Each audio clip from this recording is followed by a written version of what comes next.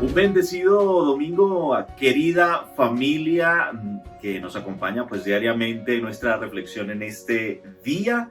Llegamos al cuarto domingo de Pascua y la iglesia celebra en este domingo, les cuento pues, el Día del Buen Pastor y también la jornada mundial de oración por las vocaciones. Es decir, si usted tiene algún joven que siente en lo profundo de su corazón que pudiera sentirse llamado a la vida consagrada, a la vida sacerdotal, pues hoy es un día muy especial para colocarlo en intenciones.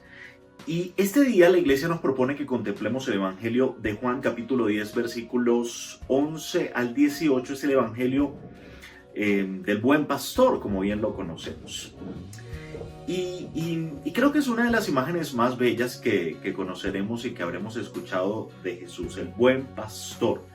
El buen pastor que conoce a sus ovejas, que defiende a sus ovejas y que ama a sus ovejas.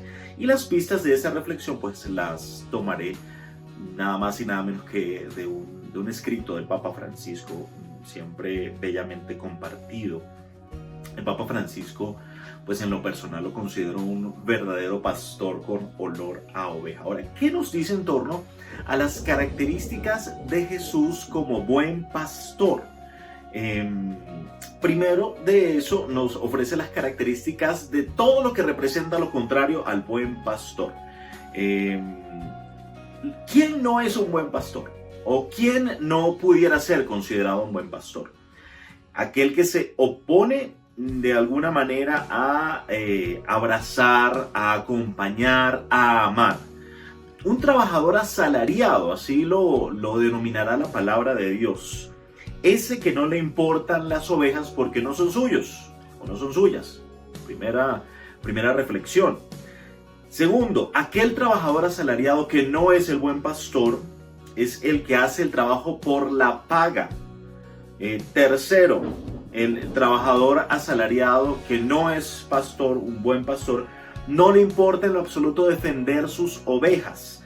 Y tercero, cuando llega el lobo, pues huye, abandona sus ovejas, no se queda a acompañarlas ni a salvarlas. Sin embargo, el pastor verdadero, ese Jesús del que hemos escuchado y hemos venido conociendo, va a estar caracterizado por tres acciones muy particulares y qué bueno que las tengamos muy presentes. Primero, ese buen pastor defiende a las ovejas, las salva en muchas situaciones difíciles y situaciones peligrosas en los abismos, frente a los depredadores, está pendiente de las ovejas. Segundo, ese buen pastor, y creo que es uno de los más importantes labores o funciones, ese buen pastor conoce a las ovejas y ellas lo conocen a él. Una afirmación que es sin duda de suma consolación. No somos desconocidos para Jesús. No somos un bulto, una masa, una multitud, un grupo de personas y la iglesia es ese bojote de gente. No, somos individuos con historias distintas y la historia de cada uno ese buen pastor la conoce, y con la historia que tengamos de vida, eso sí, tenemos un valor incalculable frente a sus ojos.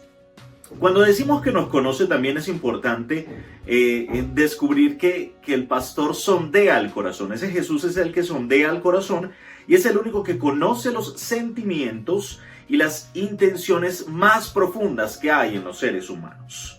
Y así como conoce nuestras fortalezas, pues conoce nuestras debilidades, está presto a cuidarnos y a salvarnos, inclusive de nosotros mismos, que es un detalle que no solemos pensar. Salvarme de mí mismo, eso lo hace Jesús el buen pastor.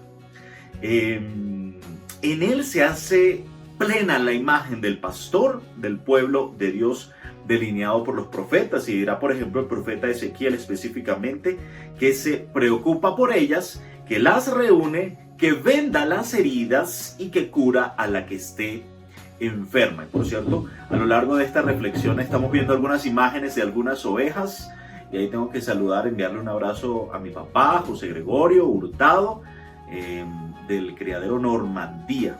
esas ovejitas son del criadero Normandía y ellos allí me ayudaron para darle un poquito más de imagen a este evangelio de hoy. Entonces decimos que el buen pastor ama a las ovejas, el buen pastor conoce a las ovejas y las defiende. Bueno, yo les lancé el spoiler del tercero. El buen pastor defiende las ovejas, las conoce y por tercero las ama. El hecho de que Jesús ame a sus ovejas es una muestra que da la vida por ellas también, porque es ese amor por las ovejas, o sea, por nosotros, que lo conduce a morir en una cruz. Y precisamente por cumplir la voluntad del Padre. ¿Y cuál es la voluntad del Padre? Preguntaría uno, pues que nadie se pierda.